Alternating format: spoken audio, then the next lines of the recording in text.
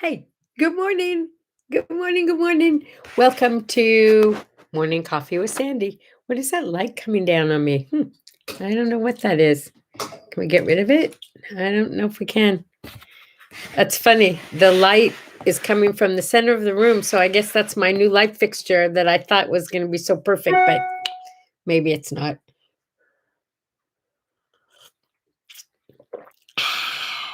Oh, that's good.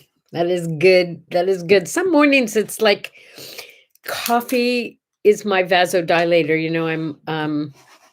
I think I mentioned I have some kidney issues, so I'm not allowed to take ibuprofen right now for my headaches, and I get my headaches because of sleeping, and it's cuckoo crazy.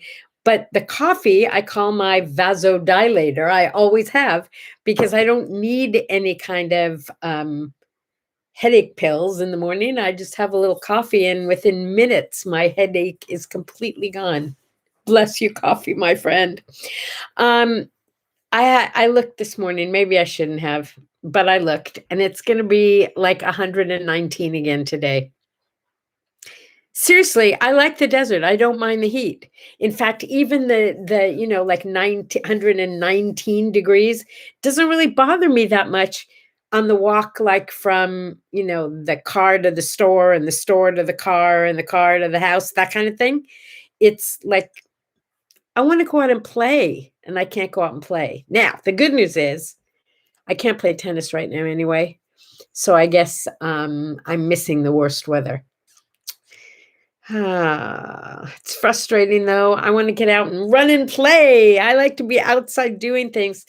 I was thinking, well, I could take Bailey for a good long walk, but no, that's using my leg that much too. The pain was back with a vengeance last night. I don't know. I think maybe I just had a momentary relapse. That's all. Because it seems okay right now. Mm. Indy's feeling a little better this morning. For those of you who are asking, good morning, Indy. He's been so sick, poor guy. We did think it was COVID, but he had a couple of tests and they both came back negative. So we settled on stomach flu. Yuck. Oh, it's awful. But what a great way to lose weight, my friends. That guy hasn't hardly eaten a thing in a week. It's just awful. So I keep fighting with him to go eat more or drink more or something. Good morning, Indy. Good morning, Ginny. Good morning, Opa. Who else is out there? Come on. You know what? I keep getting messages from people saying, I watch every morning, or, oh, I always watch the replays. I don't know if you're here. You have to tell me you're here. And oh my goodness, I love it so much when you are. So please tell me you're here with me, sharing a cup of coffee maybe or tea. 118, 119 degrees. That's like not right. So this was a fun thing to share. When Fritzy turned 95, 95? Yeah, I think that's what it was. I wanted to have a big party for her at the home she was living at because she was still in assisted living. She was doing great. She was like the mayor of that place. She knew everybody. Everybody knew her. So I wanted to throw a party for her, for everyone at the home. Yeah. Oh my gosh. It was like the most amazing party. And I wanted to have a theme. I thought that would make it more fun for everybody. So I was trying to think, what could the theme be? What could the theme be? Because I've had some pretty great themes for Fritzy for parties in the past. That's when I got hooked on what happened on this day in other years. That's when I got into that whole thing. And it turns out that Fritzy and the Hollywood sign in Hollywood, California, were born on the same year. Yeah. So that means the Hollywood sign is this month 98 years old. Isn't that cool? So the original sign, I know you'll be interested in this. The original sign said Hollywoodland. There was the word land at the end of it. It was called Hollywoodland or Hollywoodland. And in 1949, when they were like fixing everything up, they took off the word land. Don't know why, but it just became the Hollywood sign. I can remember when we first moved to California, going with a bunch of friends on a horseback ride up in the Hollywood Hills. And the path that we went on went right by the Hollywood sign, because back then you could like wander those hills. Now it's like very restricted, I guess. But back in those days, you could go hiking up there, horseback riding. There were some scary, scary little trails up there for the horses. I can remember even now, and this is probably 60 years ago, I can remember thinking, when we'd get to a place where it wasn't too big of a drop, thinking and saying out loud, okay, horse, if you're going to throw me now, because I think I could live. But the rest of the time, that Hollywood sign is like way up there. Woo! Talk about a cool icon, though. What a fun place to go horseback riding. Yeah, and in Griffith Park by the observatory. Opa, good morning, dear. I hope you're feeling good.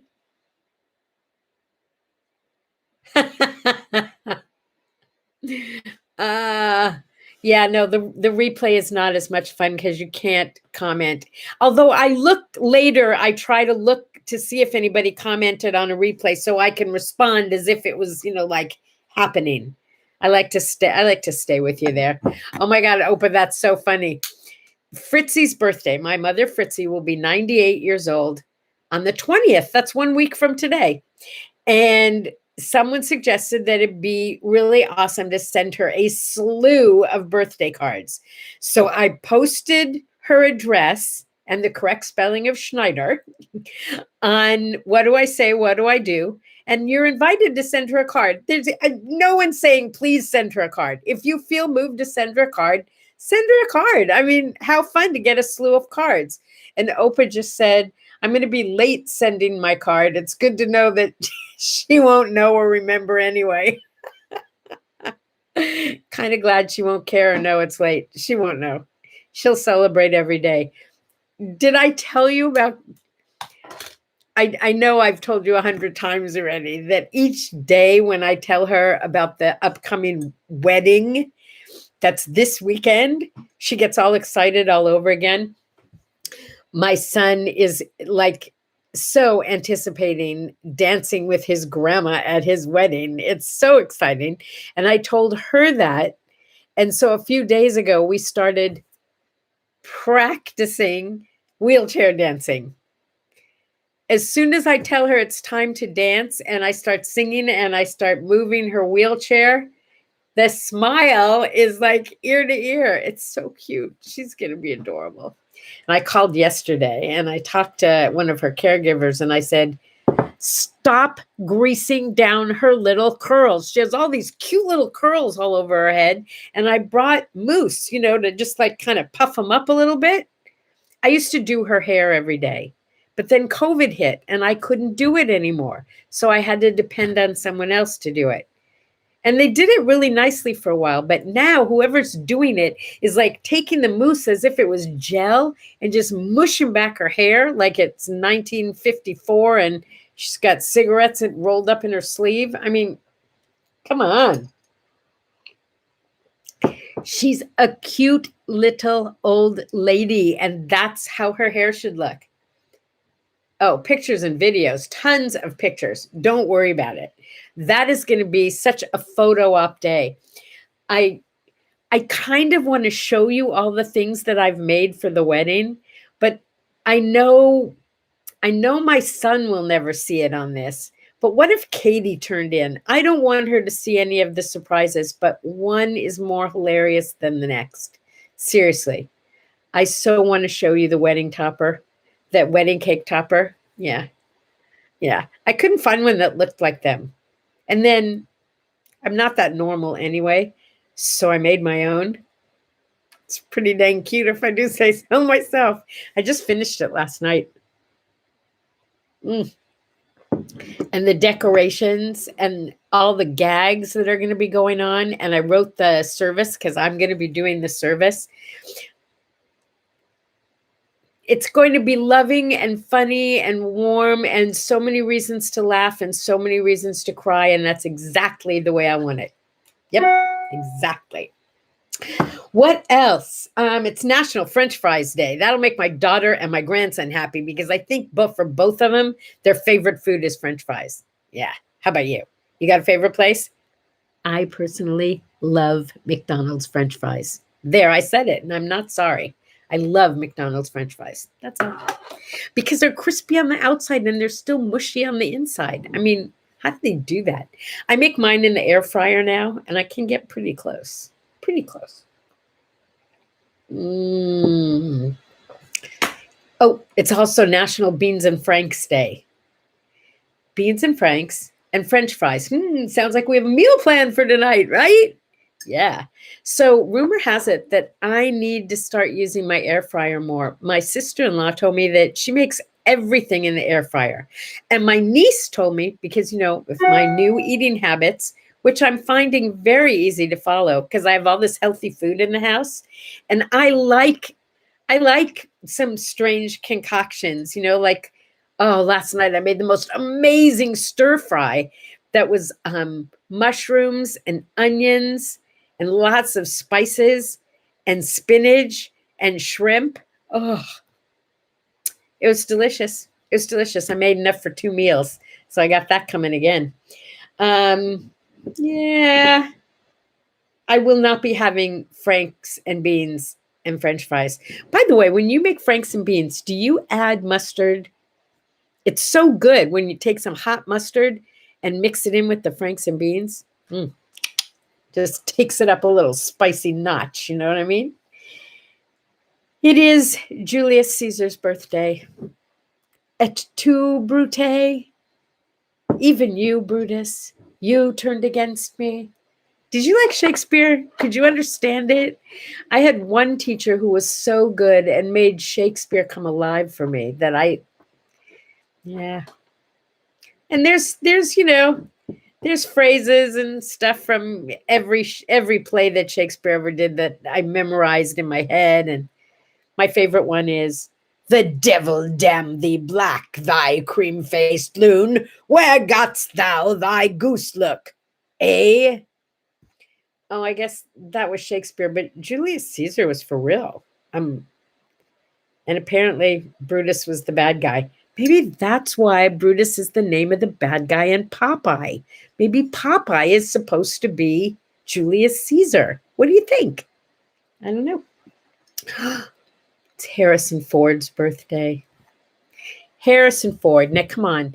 There's a guy who started out, if I got my story correctly, he was not like a big time actor as a young man. He was like a mechanic or something. I don't know. I'm making this up as I go along, but he got discovered. Yeah, I mean, he was in the whole Star Wars series. He was in the he was an amazing Indiana Jones.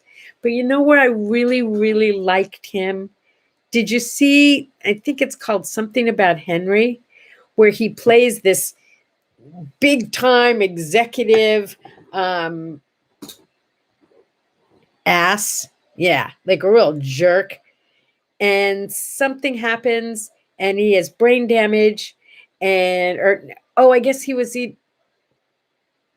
maybe he was beat up. I don't know. Whatever it was, he lost it, physically, lost everything and had to relearn how to walk and how to talk and how to do everything. Except when he relearned how to live life, he wasn't this big deal exec anymore. And instead he became this warm, wonderful guy and got back his relationship with his daughter and his wife. And I know I made it sound really cheesy, but it's so good. It's so good, so good.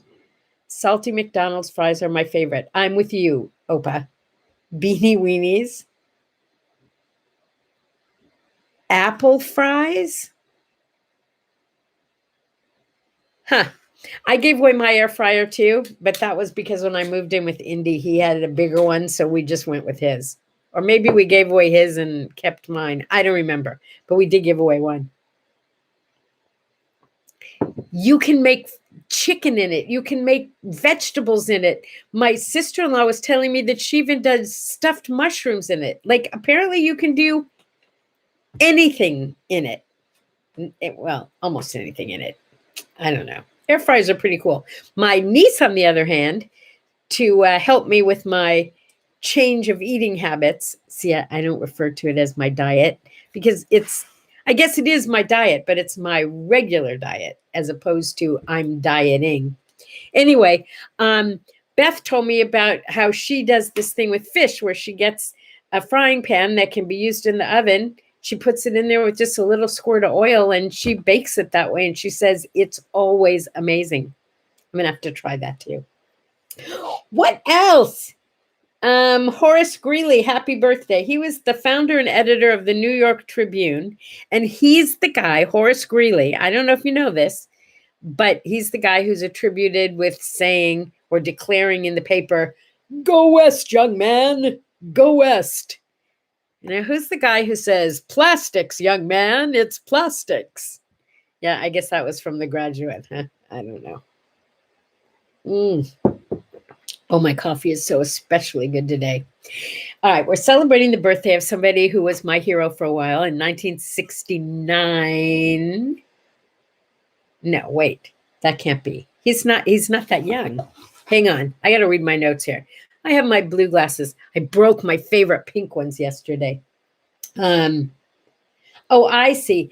He was born in 1920. I thought that was something. It's not his birthday.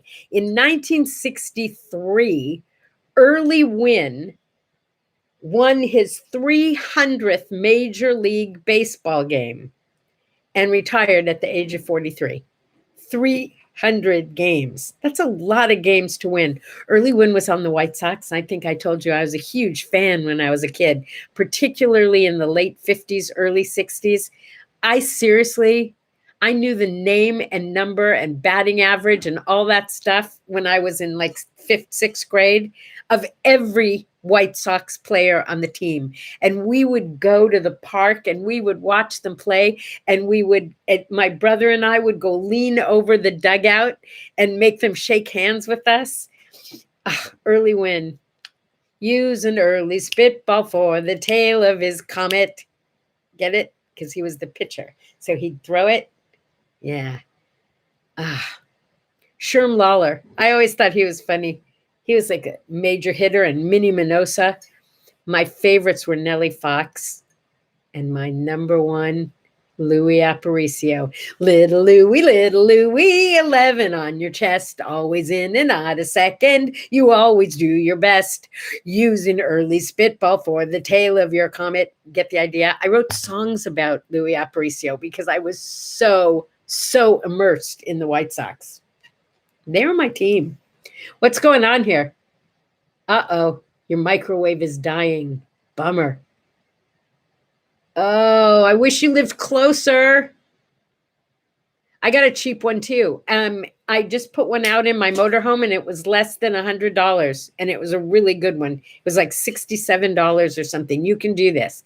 If you need a couple of bucks, I'll pitch in. I want you to have a microwave that works. I mean, how can you not have a microwave that works? You got to. In this day and age. Oh, you need a bigger one? A bigger than what? It's not small. I mean, it's not huge, but it's not a small one that I got. Anyway, I got it at Home Depot. Not that I recommend Home Depot, but that's where I got it. Happy birthday to Cheech Martin. Cheech and Chong. You remember Cheech and Chong? I was not a doper. I can't say I never smoked, but I was not a doper per se. So I didn't always understand all the stuff that Cheech and Chong, because that was marijuana humor for sure. I didn't always understand all the humor, but I always thought it was funny. And my favorite one was that whole thing where he was stoned and it's Dave, Dave's not here. And I'm not sure I even understood it, but I've been repeating it for at least 45, 50 years, and it still makes me laugh. Dave's not here.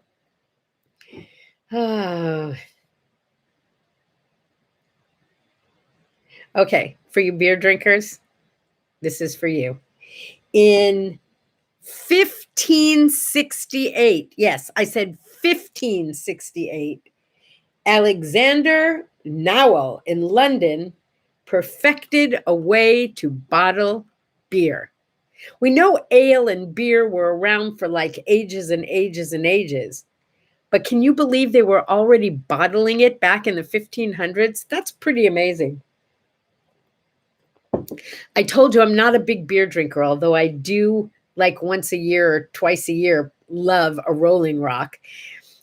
But I was in a border town in Mexico. There's this border town. I always call it albondigas, which means meatball, but it's really algodones. And it's only a few hours from Palm Desert, where we live, right? This is a place, a border town, where there are lots and lots of medical services available at much reduced prices to those in the United States. People go there to get dental work, to get facial work done, you name it. They go there to get the expensive stuff done at a bargain price and to buy drugs, not like marijuana type drugs, but like over the counter and prescription drugs in Mexico, because there's so much, it's like ridiculously cheaper, like so much cheaper. So in this little town of Algodones, you park on the American side and you walk across the border, and there's shopping, and there's a little bit of Tijuana going on in there, like where there's open air markets and people have tables set up and they're selling their tchotchke stuff. But there's this one place that I went to with a girlfriend where they were selling regular beer, but it was in bottles about this big. They were so cute. I mean, they were so cute. I couldn't resist having a couple of beers. And there we are walking down the street with our little teeny tiny beers and feeling so like happy. Algodones. Oh, you've been there. Ginny's been there. Yeah. Yes. Tchotchkes. Yes. Lots of tchotchkes. Lots of tchotchkes. They got tchotchkes galore. Jewelry and clothes and things like this. Toys for the children. Anyway, and it's one of those places where, like in Tijuana, if you've never been there, oh my God, it's so much fun. It's bargain city. I don't mean bargain like everything's cheap, although you can get some amazing deals. I mean, they want to bargain with you there. They want to negotiate. My father used to love to go down there because he loved to negotiate. Be in the store and you'd say, oh, I really like that. How much is that? It's 500 pesos. 500 pesos? You got to be kidding. I'll give you 2. Don't be ridiculous. It's gorgeous. But, anyway, it's fun. Tchotchkes. Yes, that's what I said, Opa. Tchotchkes. Okay, so I always skip the parts when I'm figuring out things I want to share with you about what happened on this day. I usually skip the weddings and divorces because it's like, oh, come on, there's so many. And who knows if they're still together or if they got divorced again or, so I don't even usually share that. But in 1925, Walt Disney got married. Now, why do I care? I care because of all places, he got married in, are you ready for this, Grahams, if you're listening? Lewiston, Idaho. Who ever heard of Lewiston, Idaho, except the people who were born there, right? Quentin Graham, who used to run Balloon Affair for me back in the day, he was the manager, he was from there. So that means his whole family is from there. And Doug is usually awake and with us in the morning. I don't know where Doug is, but Doug, that was special for you. Doug Graham, Walt Disney got married in your town in 1925. Lewiston, Idaho. Hi to the Grahams. All right, this was the most important thing I was going to share with you today because it should make everybody feel really like hopeful and good.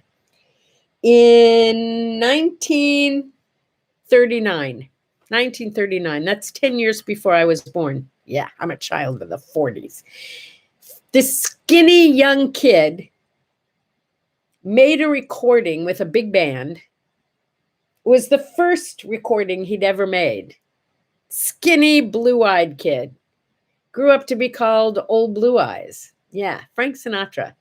His first recording, big band, 1939, was a total flop. Yes, Frank Sinatra's first recording sold only 8,000 records. 8,000 records. That's like nothing. People bought them because of the band that was behind him, right? Frank Sinatra started out as a flop. Now that's sad for him, but it worked out, didn't it? But it should be good for you, because that should tell you that old saying about if at first you don't succeed, try again. I mean, how many times did Alexander Graham Bell try to come up with a phone before he finally got one? If you read articles about famous people and how persistent they had to be in order to be successful as well, you would never give up. And I like to say that you don't lose unless you quit. No, you can keep going, keep trying. You never know what's right around the corner. Hey, look at us. We have 1,000 people. And what do I say? What do I do? I'm not sure what to do with 1,000 people. I wish we had 1,000 people here having coffee with us in the morning. Invite your friends. Oh, and I have a question. Right now, when you look at how many people are part of What Do I Say, What Do I Do, it says 1.0K. What if we get one more person? Is it going to say 1.01? Or is it going to say 1,001? What's it going to say?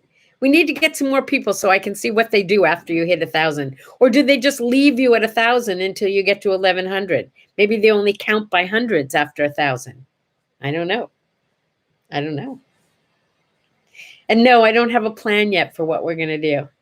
I promise you, when I'm over the wedding and everybody in my house is well, and my daughter's birthday, and don't forget, I've got the trip to Chicago coming up, and then more good stuff coming up after.